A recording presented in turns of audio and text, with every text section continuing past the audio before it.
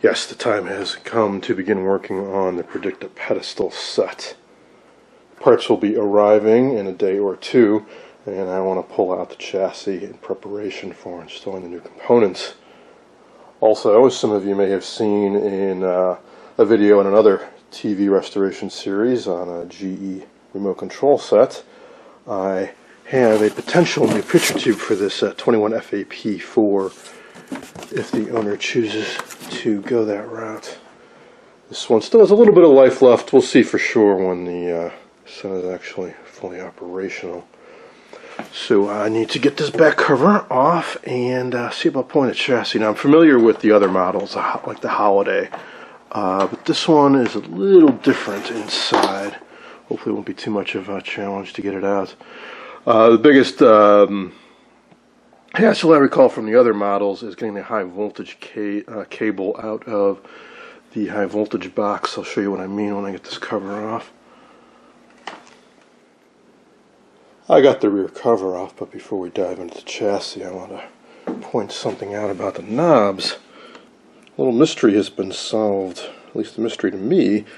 Occasionally I've come across Predicta-looking knobs for sale on eBay or antique-radio swap fest, and invariably the brown knobs have had markings on them of bright, vert, and horiz, but the blondes did not. Well, I'm guessing that's because the blondes came from this model where the markings are on the cabinet itself, whereas the brown knobs are probably from a Holiday, which does not have any markings on the cabinet, so they had it stamped into the brown plastic of the knob itself. Alright, so now how do we go about getting this chassis out? Well, just like with the Holiday model, you got a cable coming down, it goes up to the CRT, and you got to disconnect that. And then we'll see about the controls. On the Holiday model, the things are mounted a little differently. The tuner is mounted right in here, and the controls are mounted up in here, whereas on this they're mounted to the cabinet. So I'm guessing, yeah, it looks like we got an extra plug here, or more wires going up. We'll see how that goes. I just ended up pulling everything out. Anyways, so the CRT harness, most of it's pretty easy. There's one, and here's the other, and then there's one lone wire going down here. That is the video. I'm going to keep that separate to keep it picking up noise, I imagine. So it's going straight onto the circuit board. I have one of the little stakes down there. Alright, well, almost there, but there's one little problem. There's one cable left. That is high voltage. This wire right here goes into the high voltage box. Maybe I'll get lucky on this one. We'll see. The reason it's hard is that it goes into a hole on the side horizontally, but then it makes a right-hand turn and goes right down into pin near the base of this tube. So, in the past I found the easiest thing to do is to pull the lead off. Well, flyback's in really nice shape. Sorry for the bad lighting, the sun is not cooperating today. Well, the sun is, but the clouds aren't, I should say. The problem here is that the easiest thing to do is to pull the high voltage rectifier tube out, but a very short wire going right to that donut. Do not want to break that. And these things haven't been touched in so long. Everything gets kind of stiff and crackly. There, get that off. I'm carefully wiggling around the tube.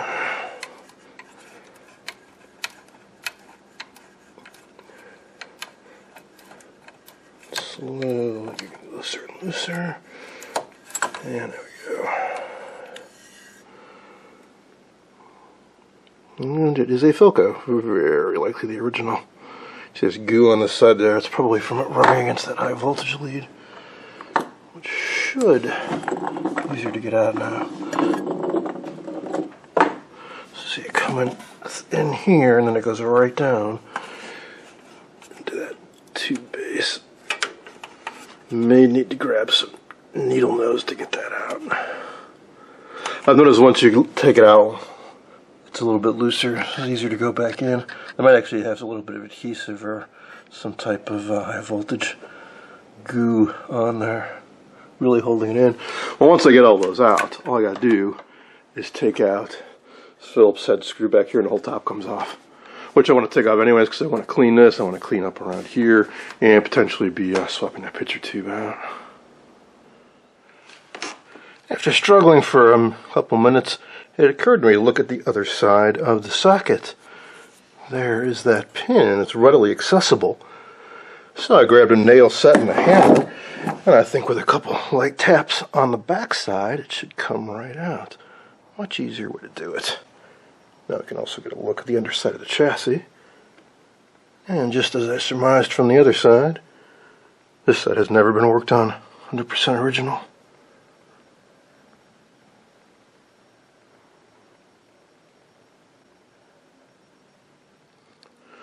Okie dokie, now for the rest of it. Let's see.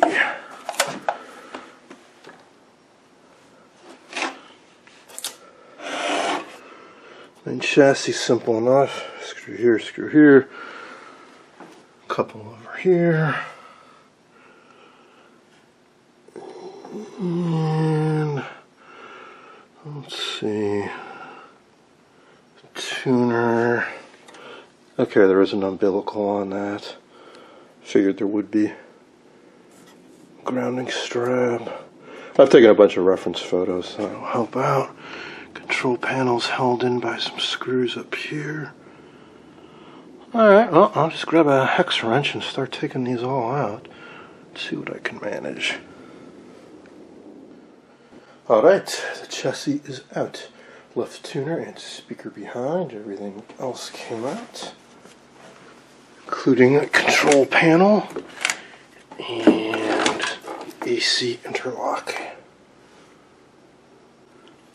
Once I'm done doing my thing on this part, I suppose I can get out that tuner easily enough and power this up on the workbench.